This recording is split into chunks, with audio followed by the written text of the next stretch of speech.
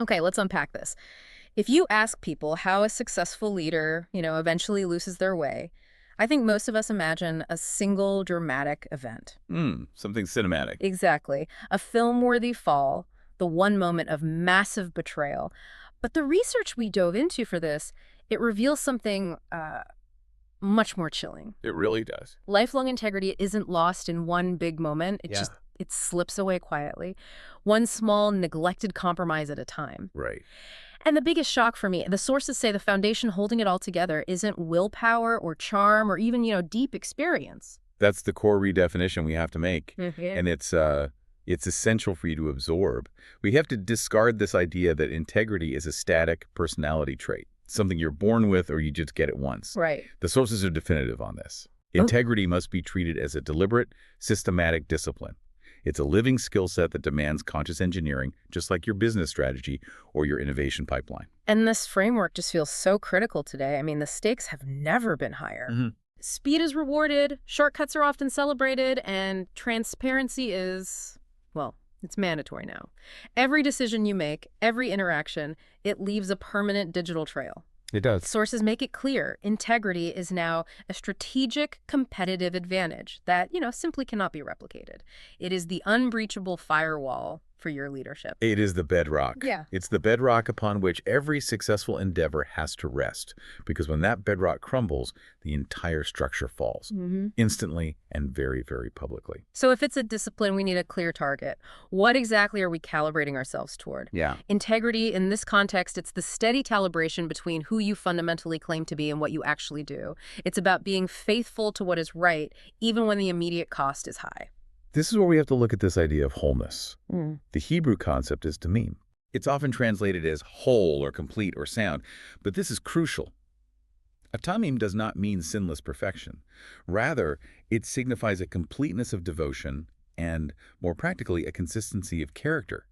It's the state of being utterly undivided. And the opposite of that, of Tamim, that fragmented or divided self, is what the sources call a ticking time bomb. That's where the private life of the leader is just totally divorced from their public role. Absolutely. Fragmentation is inherently unstable. It takes enormous draining energy to constantly maintain two separate realities. You have the public facade and then the private reality. Right. The psychological cost is immediate. Fear, anxiety, and eventually, inevitably, the internal reality will impose itself on the external world. And that's when you get those spectacular, trust-destroying failures. That's it. To counter that, the research pointed to a really powerful model for continuous integrity. Joseph. His story is fascinating because, whether he was in a pit, running a palace, or sitting in a prison, his character was consistent. His refusal of temptation was based on this commitment to vertical integrity. That's what the sources call the Joseph Principle. The Joseph Principle teaches that consistency of character ensures a leader stays useful and trustworthy, no matter what their external circumstances are. He wasn't relying on public opinion to keep him straight. No. He was operating from an internal, undivided standard. He was Tamim, even in obscurity. Okay, so let's get into the mechanics of the fall. When good leaders bend, it's rarely malice, right? Yeah, was never. It's usually a slow, insidious erosion of character, driven by the seductive temptation toward expediency. Expediency is the siren call of the quick win. It's prioritizing speed or ease or what looks like immediate success over truth and ethical process. It sounds like efficiency, though. That's the trap. It masquerades as efficiency, but in reality is a moral bypass. Yeah. And the danger is that we only justify the bypass when we feel intense pressure, usually from deadlines or a competitive threat. This is where that historical case study of King Saul really lands hard. He was under immense military pressure, his army was scattering, and the prophet Samuel was late. He was late to perform the necessary ritual, and Saul panicked. He felt he had to take control of the circumstance. Yes. That's right. Saul rationalized his action by citing circumstance and urgency. He performed the priestly burnt offering, offering himself a task strictly forbidden to him. He was basically saying, I know the rule, but... But the situation made it necessary. Exactly. So he chose efficacy over obedience. He thought the strategic goal, getting the battle ritual done, outweighed the ethical process. Precisely. And Samuel's response was just devastating. You have done foolishly. The sources clarify that Saul learned a terrible lesson here. Methods matter more than immediate results. Hmm. A leader who violates ethical process to achieve a strategic goal demonstrates that their commitment to the goal outweighs their commitment to the values. That failure to trust the process is where integrity fractures. And we see that expediency play out today in three specific disguises in modern leadership. First, the pragmatic lie. Give us an example of how that surfaces. That's inflating financial projections to secure critical funding. The rationalization is that the ends justify the means.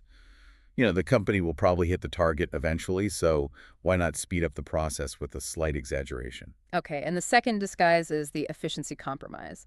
This feels particularly relevant in, fast-moving industries. It is. This is where you bypass competitive bidding or your own internal due diligence because we don't have time for bureaucracy. Right, you pick the vendor you already know. You pick the known vendor because it's easier even if the process requires you to check 3 other options. You compromise the audit trail for speed.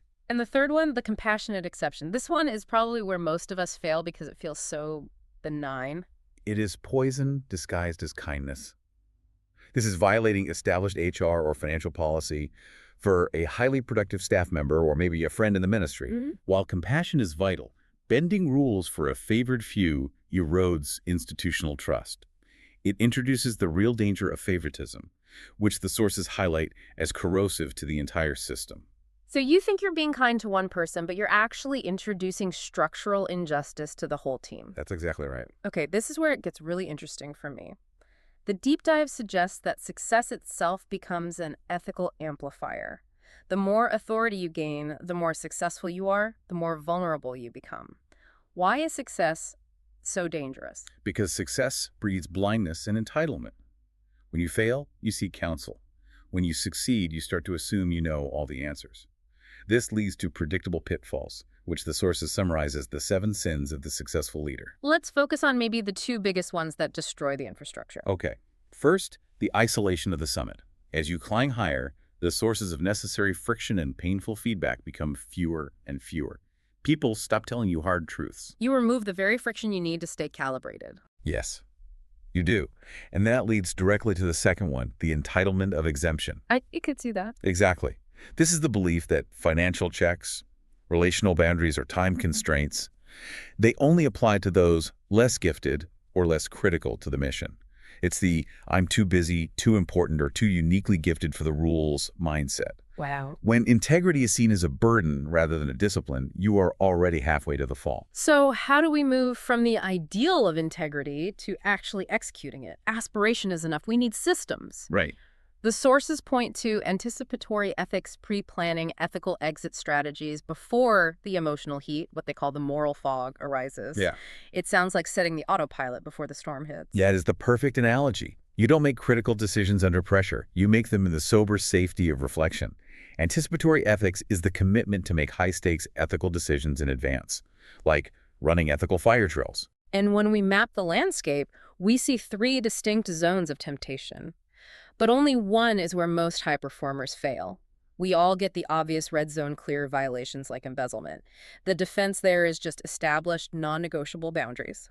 But the sources say most successful leaders fail in the ambiguous yellow zone. This is where the line is blurry. Conflicts of interest, strategic omission, exaggeration in marketing. These moments feel justifiable, they feel necessary, and they are defined by emotional pressure. Okay, if the yellow zone is so ambiguous, how does the system help? If I'm convinced I'm right in the moment, how do I check myself? That's why this zone demands consulting your accountability council. Your preset rule, your anticipatory ethical decision is simply this. You do not proceed until you have submitted the ambiguous situation to an objective, trusted external party. So that's the structural defense against self-deception. That is it. And then you have the blind spot zone. What kind of failures live there? These are ethical failures rooted in unexamined organizational habits or even cultural bias. For example, a systemic prejudice in hiring or an oppressive work culture justified by hustle culture. So you could be personally Tamim, but your organization is creating harm. Exactly. And that requires structured third-party ethical audits to confront assumptions you didn't even know you had. A practical, high-impact tool the sources recommend for this pre-committed response is the if-then statement. This moves the critical decision from the heat of the moment to the cool of reflection. This is a core part of your moral architecture. For example, If a client offers a potentially corrupting gift above the established threshold, then I will politely refuse and inform my accountability partner of the refusal within 24 hours. The decision isn't made when the gift is presented, it was made months ago. Right, you're just executing the pre-approved playbook. You are. That's powerful because it just removes the emotional negotiation. Okay, we also need core disciplines like financial integrity. This has to rely on absolute transparency. Financial failure is rarely massive. Planned theft. It's the slow blurring of lines between personal and organizational resources. The practical tool here is adopting the principle of dual signatures for all significant organizational expenses, So the system dictates that you can't write the check to yourself without someone else looking. without external scrutiny, correct? And what about communicative integrity? Yeah. This demands we avoid the sin of strategic omission. This is failing to disclose negative or difficult information to people who have a right to know, all under the guise of protecting the brand. Mm-hmm. And the tough reality is that the unbending leader must lead with the bad news. Trying to manage the narrative by withholding information or delivering half-truths is fragmentation. Integrity means full disclosure, even if it causes short-term market pain. Okay, we've established that personal integrity is about internal wholeness, this Tamim. But the research makes a critical point that this has to translate into institutional justice or mishpat. Why is that leap so important? Because if integrity means wholeness, then a truly whole leader has to reject fragmentation, not just internally, but between their personal values and their institution's practices. I see.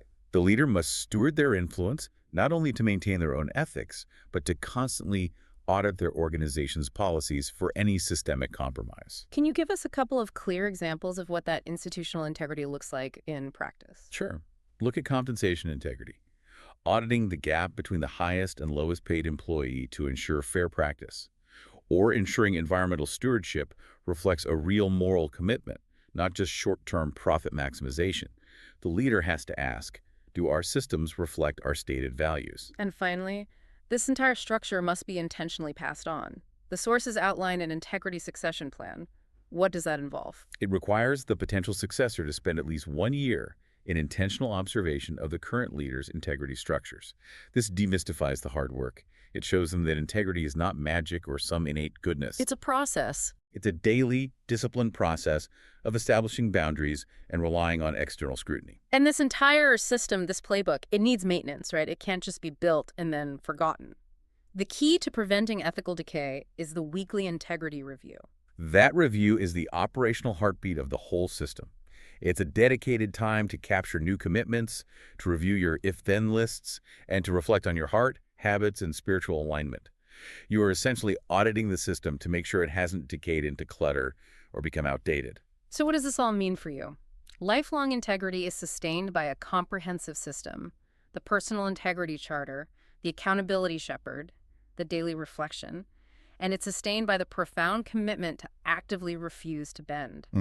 The enduring leader structures their life so that when they are weak or exhausted or tempted, the established playbook automatically guides their decision. The final provocative thought here is about time and perspective. As we've seen, compromise always originates in the pressure of clock time or chronos, the urgency, the deadline, the demand for immediate success. And the sources drive home that the choice for integrity is always the deliberate substitution of eternal values kairos for temporary convenience.